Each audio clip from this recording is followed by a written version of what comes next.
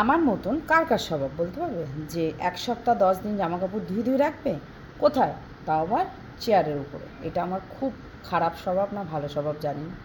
যখন একটা নাইটি খুঁজবো চেয়ার থেকে বার করে নেবো, যখন বরের একটা প্যান্ট দরকার তখন চেয়ার থেকে নেবো, ছেলে যখন সকালবেলা স্কুল যাবে তখন চেয়ার থেকে খুঁজে খুঁজে জামা কাপড় বার করবো।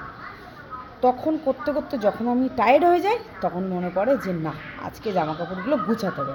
তো সেরকমই আজকে আমার একটা দিন 1 সপ্তাহ 10 দিনের মতন হতে চললো, জামা কাপড় ধুয়ে রাখছি শুকিয়ে শুকিয়ে চেয়ারের উপরে।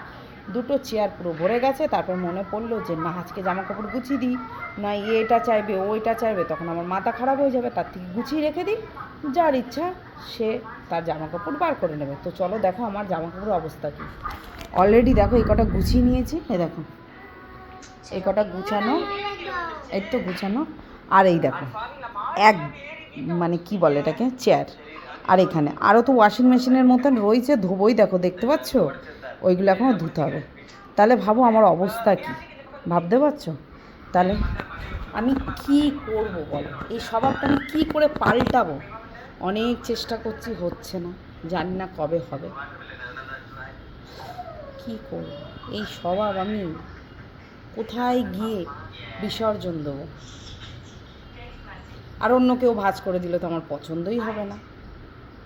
বোন ভাঁজ করে কিছুটা রেখেছিল, ওগুলোকে খুলে মানে আমি আবার ভাঁজ করছি। কেননা আমি ভাঁজ করে রাখার স্টাইল আলাদা, ও ভাঁজ করছে আলাদা। ওকে তো আর আমি শেখাতে পারবো না, ও ওর স্টাইলে ভাঁজ করে। তার জন্য আমি ওকে বলে দিছি তুই জামা কাপড় ভাঁজ করবি না, আমি করব। ও বলেছে ওকে।